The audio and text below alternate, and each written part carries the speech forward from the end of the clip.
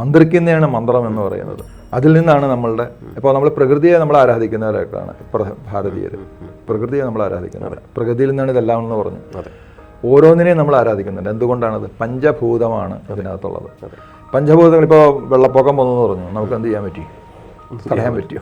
അതിൽ നിന്ന് മാറി നിൽക്കാന്നല്ലാതെ ഈ പഞ്ചഭൂതം 5 ഭൂതങ്ങളുണ്ടെന്ന് പറഞ്ഞല്ലോ. ഇതിൽ നിന്ന് ഏതെങ്കിലും ഒരു കുഴപ്പങ്ങൾ ഉണ്ടായിക്കഴിഞ്ഞാൽ നമുക്ക് ഒന്നും ചെയ്യാൻ പറ്റില്ല. മന്ത്രസിദ്ധിയും ദീക്ഷയും സാർ, ഇന്നത്തെ കാലത്ത് ഈ മന്ത്രസിദ്ധി എന്ന് പറയുന്നത് പലരും കേൾക്കാനും എടുക്കാനും അല്ലെങ്കിൽ കിട്ടാനും ആഗ്രഹിക്കുന്നതാണ്. ദീക്ഷ എന്ന് പറയുന്നത് വളരെ റെയറായിട്ടുള്ള ആൾക്കാരാണ് ദീക്ഷ കിട്ടണമെന്ന് ഓടി നടക്കുന്നത്. അത് ശരിക്കും എങ്ങനെയാണ് ദീക്ഷ എടുക്കുക? ഈ മന്ത്രസിദ്ധിയുടെ ബെനിഫിറ്റ് എന്താണ്? ദീക്ഷയിൽ തുടങ്ങാം. അതെ, എന്താ ഈ ദീക്ഷ എന്ന് പറഞ്ഞിട്ടുണ്ടെങ്കിൽ നമ്മൾ അപ്പോൾ അതിനകത്തൊരു 2 കാര്യങ്ങളുണ്ട് അന്തർലീനമായിട്ടുള്ളത്. ഒന്ന് ഗുരു. ശരിയാണ്. ഫസ്റ്റ് ഗുരു എന്ന് പറയുന്നത് പ്രകൃതിയാണ്. ശരി, പ്രകൃതിയാണ് ആദ്യത്തെ ഗുരു. അതെ, അത് കഴിഞ്ഞിട്ടേ ഉള്ളൂ നമ്മുടെ മനുഷ്യൻ എന്ന് പറയുന്ന ഗുരു ഉള്ളത്. നമ്മൾ ഒരു കാര്യത്തെക്കുറിച്ചിട്ട് നമ്മൾ അറിവ് കിട്ടുന്ന ഒരു സ്ഥലത്തേക്ക് കിട്ടുമ്പോൾ അതിനെ മനഃപൂർവ്വമായിട്ട് പ്രകൃതി നമുക്ക് തരുമ്പോൾ പ്രകൃതിയെ നമ്മൾ പൂർണ്ണമായിട്ടും ഗുരുവായിട്ട് നമ്മൾ സങ്കല്പിക്കുകയാണ്. അപ്പോൾ ആദ്യം കാലത്തൊന്നും ഗുരു ഉണ്ടായിരുന്നില്ല. ശരിയാണ്. എങ്ങനെ ഗുരു ഉണ്ടായിരുന്നത്? ശരി, അതിനുശേഷമല്ലേ നമ്മൾ ഗുരുക്കളുണ്ടായിരുന്നത്. അപ്പോൾ പ്രകൃതിയെ നമ്മൾ ആദ്യം തന്നെ ഗുരുവായിട്ട് കണക്കാക്കുക. ഫസ്റ്റ് കാര്യം അതാണ്. എത്ര ഗുരു ഉണ്ടെങ്കിലും നമ്മൾ പ്രകൃതിയാണ് ആദ്യം ഗുരുവായിട്ട് ആരാധിക്കുക. എന്നെ സംബന്ധിച്ചിട്ട് ഞാൻ അങ്ങനെ തന്നെ ചെയ്യാറ്. അതിൽ നിന്ന് കിട്ടുന്ന സംഭവങ്ങളാണ് ഏറ്റവും പ്രധാനപ്പെട്ടത്. ശരി. അപ്പോൾ അതിനെ കണ്ടിന്യൂസ് ആയിട്ട് നമ്മൾ കൊണ്ടുപോകുന്നു അതിൻ്റേതായിട്ടുള്ള ചുറ്റുവട്ടങ്ങളിൽ കൂടി നമ്മൾ. അപ്പോൾ ദീക്ഷ എന്ന് പറയുന്നത് പിൻകാലത്തുണ്ടായതാണ്. പ്രകൃതിക്ക് അങ്ങനെ ഒരു പ്രത്യേക ചുറ്റുവട്ടമൊന്നും ഉണ്ടായിരുന്നില്ല.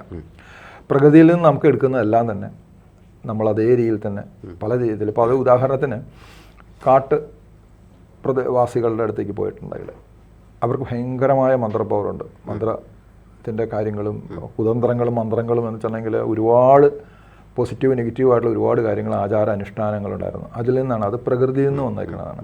ഈ ക്വസ്റ്റ് ഫയർ എന്ന് പറഞ്ഞിട്ട് ഒരു സിനിമ പണ്ട് ഇംഗ്ലീഷ് ഉണ്ടായിരുന്നത്. ആദ്യം തീ കണ്ടുപിടിച്ചത് എങ്ങനെയാണ്? ക്വസ്റ്റ് ഫയർ നല്ല സിനിമയായിരുന്നു കണ്ടത്. അത് നമ്മുടെ ആവശ്യത്തിന് വേണ്ടി അത് യാദൃശ്യമായിട്ട് ഉരച്ചപ്പോൾ തീ ഉണ്ടായി, തീ പടർന്നു. തീ എങ്ങനെ ഉണ്ടാക്കണേ? യാദൃശ്യമായിട്ട് കാട്ട് തീയാണ് എല്ലാവരും കാണുന്നത്. അതിൽ ചുട്ടെടുക്കുന്ന സാധനം ഉണ്ടായിരുന്നു. ഇതെല്ലാം തന്നെ പഠിച്ചു വരുന്നതാണ്. അപ്പോൾ ഇതെല്ലാം ഇതിനെ ബേസ് ചെയ്തിട്ടാണ് സൗണ്ട്. അത് തന്നെ സൗണ്ട് വന്നു, സംസാരം വന്നു. മന്ത്രിക്കുന്നതാണ് മന്ത്രം എന്ന് പറയുന്നത്. അതിൽ നിന്നാണ് നമ്മളുടെ ഇപ്പോൾ നമ്മൾ പ്രകൃതിയെ നമ്മൾ ആരാധിക്കുന്നവരൊക്കെയാണ് ഭാരതീയർ. പ്രകൃതിയെ നമ്മൾ ആരാധിക്കുന്നവർ, പ്രകൃതിയിൽ നിന്നാണ് ഇതെല്ലാം എന്ന് പറഞ്ഞു. ഓരോന്നിനെയും നമ്മൾ ആരാധിക്കുന്നുണ്ട്. എന്തുകൊണ്ടാണത്? പഞ്ചഭൂതമാണ് അതിനകത്തുള്ളത്. പഞ്ചഭൂതങ്ങൾ ഇപ്പോൾ വെള്ളപ്പൊക്കം വന്നു പറഞ്ഞു, നമുക്ക് എന്ത് ചെയ്യാൻ പറ്റി? തടയാൻ പറ്റിയോ? അതിൽ നിന്ന് മാറി നിൽക്കാന്നല്ലാതെ ഈ പഞ്ചഭൂതം 5 ഭൂതങ്ങളുണ്ടെന്ന് പറഞ്ഞല്ലോ. ഇതിൽ നിന്ന് ഏതെങ്കിലും ഒരു കുഴപ്പങ്ങൾ ഉണ്ടായിക്കഴിഞ്ഞാൽ നമുക്ക് ഒന്നും ചെയ്യാൻ പറ്റില്ല. നമുക്ക് അതിൽ നിന്ന് മാറി നിൽക്കാനേ പറ്റുള്ളൂ. ശരിയാണ്, അത്രയേ ഉള്ളൂ. അപ്പോൾ അതിന് നമ്മുടെ കൺട്രോളിൽ വരുന്ന സാധനമല്ല അത്. ആക്ച്വലി അതീതമാവണം എന്നുണ്ടെങ്കിൽ നമ്മൾ പ്രത്യേക രീതിയിലേക്ക് പോകണം. അത് യോഗികൾക്കാണ് സാധിക്കുക. സിദ്ധന്മാർക്കേ അത് സാധിക്കുകയുള്ളൂ. അതിനപൂരമായിട്ട് പോരാണെങ്കിൽ അത് സാധിക്കുന്നത് മഹാവീർ ബാബ മാതിരിയുള്ള ആളുകളുടെ മാതിരിയൊക്കെ വരും. അത് ആ രീതിയിൽ പോകണം എന്നാലേ പറ്റുള്ളൂ. ഓക്കെ, അവിടെ നിൽക്കട്ടെ. അപ്പോൾ ദീക്ഷ എന്ന് പറയുന്നത് ഗുരുവുണ്ട്. അപ്പോൾ അതിനുശേഷം നമ്മൾ ഗുരുക്കന്മാരെ വന്നു. നമ്മൾ ഇപ്പോൾ ആദിഗുരു എന്ന് പറയുന്നത് പരമശിവനാണ്, മഹേശ്വരനാണ് ആദിഗുരു. ആ മഹേശ്വരൻ എന്ന് പറയുന്നത് പ്രകൃതിയായിട്ടാണ് നമ്മുടെ സങ്കല്പം. ശിവോഹം, ശിവത്വം എന്നൊക്കെ പറയുന്ന അവസ്ഥ. അതിൽ നിന്നാണ് അടുത്ത തലമുറകളൊക്കെ വന്നത്. മനസ്സിലാവുന്നുണ്ടോ? അപ്പോൾ അതിന് മന്ത്രം ഒരു ശിഷ്യന്, ഗുരുവിന് ശിഷ്യനില്ലേ? ശിഷ്യം പറഞ്ഞത് ശിഷ്യനെ ഗുരുവുള്ളൂ. ശരി, മനസ്സിലാവുന്നുണ്ടോ? ഗുരു ഒരിക്കലും ശിഷ്യന്മാരെ തേടി നടക്കാറില്ല. അതൊക്കെ താനെ വന്നു ചേരുകയാണ്. ശിഷ്യന്മാരാണ് ഗുരുവിനെ തേടി നടക്കുന്നത്. ഗുരുവിനറിയാം അവൻ നല്ലതാണോ ചീത്തയാണോ എന്നുള്ളത്, അതിന് ഇവന് ഉപകാരപ്പെടുന്നതാണോ. കാരണം ത്രികാലജ്ഞാനികളായിരുന്നു പണ്ടത്തെ ഗുരുക്കന്മാർ. ഇന്നത്തെ മാതിരിയുള്ള ആളല്ല, ത്രികാലജ്ഞാനികളാണ്. എന്താണ് ഇവൻ ആദ്യത്തെ പൂർവ്വജന്മം, എന്താണ് ഇപ്പോൾ, എന്താണ് ഇനി എന്താണ് ഉണ്ടാവാൻ പോണത്, എന്തിനു വേണ്ടി ജനിച്ചു, അവൻ്റെ അപ്പോൾ എന്താണ് കൊടുക്കേണ്ടതെന്നുള്ളത് വളരെ വ്യക്തമായിട്ട് അദ്ദേഹത്തിന് അറിയാൻ പറ്റും. അദ്ദേഹം ഉപദേശിച്ചു കൊടുക്കുകയാണ്, മന്ത്രം ഉപദേശിച്ചു കൊടുക്കണം. മന്ത്രം എന്ന് പറഞ്ഞാൽ മന്ത്രിക്കുന്നതാണ്. അത് എവിടെ നിന്ന് കിട്ടി? അത് ഈ പ്രകൃതിയിൽ നിന്ന് കിട്ടിയതാണ്. അതാണ് ഉപദേശിക്കുന്നത്. എന്നിട്ട് പ്രത്യേക ചിട്ടവട്ടങ്ങൾ കൊടുക്കും. അതിന് പ്രത്യേക ആചാര അനുഷ്ഠാനങ്ങളുണ്ട്. ദീക്ഷ എന്ന് പറയുമ്പോൾ അതിന് ഇത്ര ദിവസം നോക്കിയിട്ട് ഓരോ ചടങ്ങുകളുണ്ട് അതിന്, ശരിക്കും ദീക്ഷയ്ക്ക്. എന്നാൽ മാത്രമേ കൊടുക്കാൻ പാടുള്ളൂ. അത് ശരിക്കും പറഞ്ഞെങ്കിൽ മന്ത്രിക്കാണ്, ചെവിയിൽ മന്ത്രിക്കുന്നതാണ് ആക്ച്വലി ദീക്ഷ കൊടുക്കുന്നത്. പണ്ടത്തെ രീതി അത് തന്നെയാണ്. ഇപ്പോൾ അങ്ങനെയൊന്നുമില്ല. ഇപ്പോൾ ഫേസ്ബുക്കിലും മറ്റുള്ളതിലൊക്കെ മന്ത്രങ്ങൾ ഇങ്ങനെ എഴുതി വരും. അതിനകത്ത് ബീജാക്ഷരങ്ങൾ ഉണ്ടാവില്ല, ഏറ്റക്കുറച്ചിലുണ്ടാവും. ഇപ്പോൾ ത്രയംബകം ജാമഹിം ആ ഒരു മന്ത്രം, അതിന് ബീജാക്ഷരമുണ്ട്. എത്ര പേർക്ക് അറിയാതെ? അറിയില്ല. ത്രയംബകജമായും സുഗന്ധിയും പുഷ്ടിവർത്തനം ഒരുപാട് കോയം ബന്ധനം മൃത്യോന്മിക്ഷയമാമുതാർ എന്ന് പറഞ്ഞു കഴിഞ്ഞാൽ പിന്നെ ഒരു 4 അക്ഷരങ്ങളുണ്ട്. അത് ത്രയംബക ബില്ല് വലിച്ചിട്ട് വിടുന്ന ഠങ് എന്ന് പറയുന്ന ആ സൗണ്ടിനെ ക്രമപ്പെടുത്തിയിരിക്കുന്നതാണ് ആ അക്ഷരങ്ങൾ. അത്ര പേർക്ക് അറിയാൻ പറ്റും. അതും കൂടി ജപിച്ചാൽ മാത്രമേ അതിന് പവറുള്ളൂ. അല്ലാണ്ട് ഇത് ജപിച്ചിട്ട് ഒരു കാര്യമില്ല. മൃത്യുവിനെ ജയിക്കാന്ന് പറഞ്ഞെങ്കിൽ മരണത്തെ ജയിക്കാന്നുള്ളതല്ല, ആ മൂകാവസ്ഥയെ തരണം ചെയ്യുക എന്നുള്ളതാണ് എൻ്റെ അർത്ഥം ബേസിക്കലി പറയുകയാണെങ്കിൽ. അപ്പോൾ മന്ത്രദീക്ഷ, മന്ത്രം എന്ന് പറയുന്നത് വളരെ നല്ലത് തന്നെയാണ്. അത് പ്രകൃതിയുമായിട്ട് ലിങ്ക് ചെയ്താണ്. പ്രകൃതിയിലുള്ള കോട്ടങ്ങൾ നികത്താനുള്ളതാണ്. പ്രകൃതി വെച്ചാൽ നമ്മൾ ഇൻക്ലൂഡാണ്. അപ്പോൾ നമ്മളിലുള്ള കോട്ടങ്ങൾ നികത്താൻ വേണ്ടിയിട്ടുള്ള ചില ശബ്ദ ക്രമീകരണങ്ങളാണ് മന്ത്രം എന്ന് പറയുന്നത്. അത് നാമങ്ങൾ ചേർന്നതായിരിക്കാം.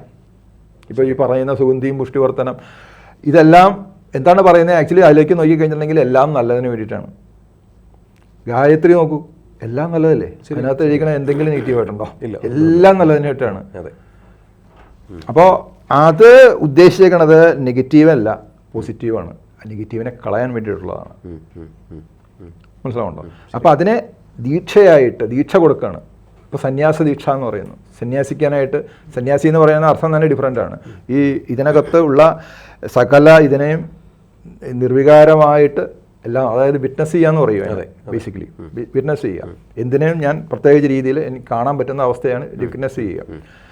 അത് സട്ടിലിറ്റിയിലേക്ക് വരുന്ന ഒരു അവസ്ഥയിലേക്ക് വരുന്നുണ്ട്. അത് വേദാന്തത്തിൽ പറയുന്ന അവസ്ഥയിലേക്ക് പോകണം. പക്ഷേ ആ രീതിയിലേക്ക് പോയാൽ മാത്രമേ അതുകൊണ്ട് ഉപകാരങ്ങളുള്ളൂ. സന്യാസ ദീക്ഷയ്ക്ക് എല്ലാത്തിനും ദീക്ഷ എന്നാണ് പറയുന്നത്. ദീക്ഷ കഴിഞ്ഞാൽ അത് തുടർന്ന് പോകണം, ശിഷ്യ പരമ്പരകളായിട്ട് തന്നെ മുന്നോട്ട് പോകണം. മഹാപ്രഭുവിടെ ശിഷ്യരുടെ ലാഹിരി മഹാശയും അതേപോലെ തന്നെ യോഗിയും അങ്ങനെ ഒരുപാട് ആളുകളിനെ വന്നു ഇല്ലേ, 7 പേര് കഴിഞ്ഞിട്ട്. അപ്പോൾ ഇതെല്ലാം ഇതിനെ ബേസ് ചെയ്തിട്ടാണ്. ആ ദീക്ഷകളെല്ലാം തന്നെ ബേസ് ചെയ്തിട്ടാണ്. ഉപദേശങ്ങളാണ് ദീക്ഷ. ആ ഉപദേശങ്ങൾ നമ്മൾ കറക്റ്റ് ചെയ്ത് പോയി കഴിഞ്ഞാൽ അത് ഗുണമുണ്ടാവും. പക്ഷെ അത് തന്നെയാണ് നമ്മൾ ശരിക്കും പറഞ്ഞിട്ടുണ്ടെങ്കിൽ ഇപ്പോൾ കുട്ടികളെ പഠിപ്പിക്കുന്നു, ഹരിശ്രീ ഗണപതേ നമ അവിഘ്നമസ്തു. ദീക്ഷയായിട്ട് എത്ര പേര് കണക്കാക്കുന്നുണ്ട്? ഇല്ല, ആരും കണക്കാക്കുന്നില്ല.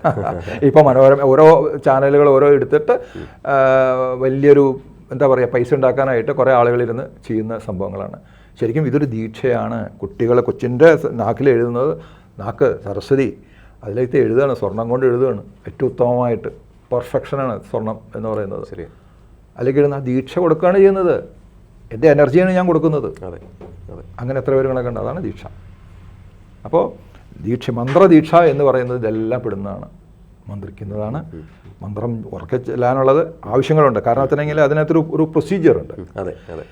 മന്ത്രം ഉറക്കെ ചെല്ലുമ്പോൾ ഉണ്ടാകുന്ന പ്രതിധ്വനി നമ്മളെ റെക്ടിഫിക്കേഷൻ ഉണ്ടാക്കുന്നതാണ്. അത് മർമറിങ് ആണെന്നുണ്ടെങ്കിൽ അതിന് വേറൊരു തരത്തിൽ വരുന്നത്. ഇത് 3 തരത്തിൽ ഇത് നമ്മൾ ജപിക്കാം.